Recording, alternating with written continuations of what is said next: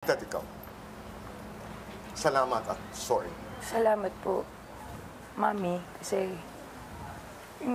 naparamdam niya po rin kahit sa sarili niyang paraan.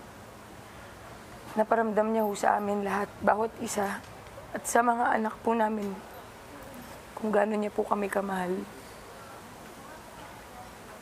Maraming salamat. Naramdaman po namin pagmamahal. Inora Onol. Yun po. Sorry. Kasi Tito Boy, last interview ko po sa inyo, dito rin sa Fast Talk, yun po yung sinabi ko na gusto pala niya nandun kami. Akala namin busy, akala namin pagod.